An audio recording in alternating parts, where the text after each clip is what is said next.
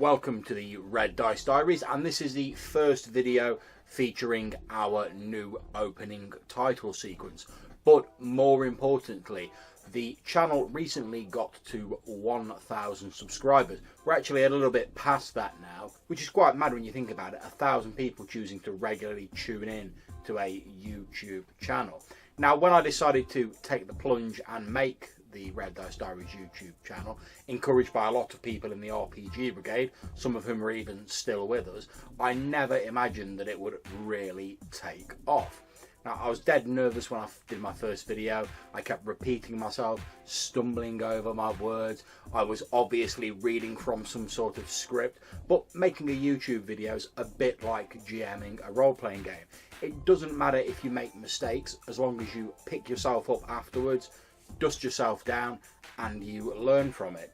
Now, since starting the channel, I've gamed with some amazing role players. I've been involved in running an online convention. I've interviewed game creators and writers, played in some amazing games, had a part in writing 2 roleplay supplements, been paid for freelance writing, and many other things that, if it weren't for starting up the channel, I probably never would have done.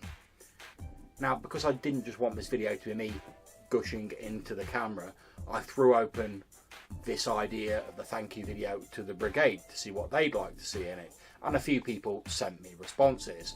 The Swamper himself, Rod Davis, asked what I'd learnt by doing YouTube videos, which has had the most surprising response and which the most disagreement.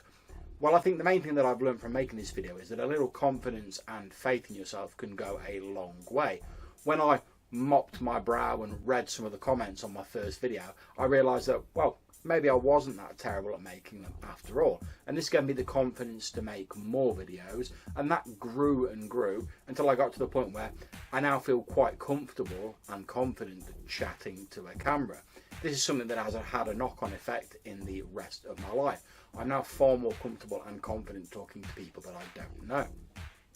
I think the most surprising response I had was the review I did of the Mythic Fantasy RPG. It was an interesting Nordic fantasy role-playing game that I was sent a copy of for review by the author, and that has probably received more views than any other video I've done. Over 4,000 at the time of recording this.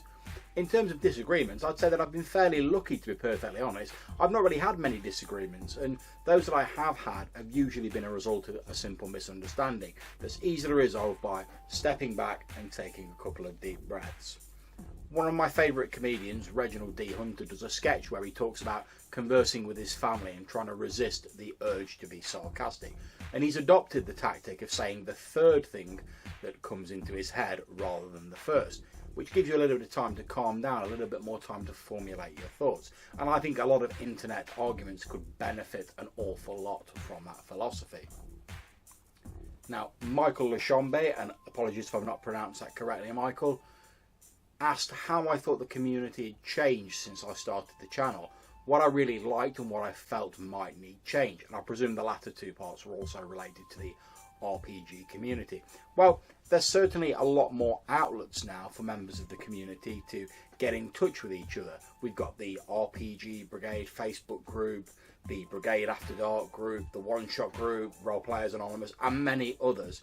I know some people point to this as evidence that the community is fragmenting, but I don't know if I feel that's the case personally. I prefer to look at it as seeing it as though there are now more options out there. So no matter what your taste is in RPGs, you can find a sense of community and an outlet for your creative role-playing urges. I find it hard to imagine how offering someone more choice could actually be a bad thing. In terms of change, to be honest, besides encouraging more people to put out videos and get involved, something that the first Brigade Con seemed to do a great job of, long may it rain, I can't think of anything really. Yes, people argue and have disagreements, but I think that's inevitable when you get any group of people who are really passionate about an activity and put them in close proximity to each other, virtually speaking. I'd rather the arguments, though, of people who are genuinely fired up and full of enthusiasm for their hobby, rather than drab conformist robots where we all agree with each other and no one dares say anything out of turn, and we eventually stagnate as nothing new is brought into the hobby. Give me a few arguments and a lot of people with new ideas any day over that. Now, Sam De Mercurio, and again apologies if I've not pronounced it correctly, asked what I have planned going forward and what you can expect to see from Red Dice Diaries in the future. And Sam says that he'd like to see some cool fate hacks, good man, and more helpful content videos. And it's very kind of you to say that, Sam, and I certainly intend to keep up with the GM player tips videos, in addition to popular playlists like the role-playing bugbears.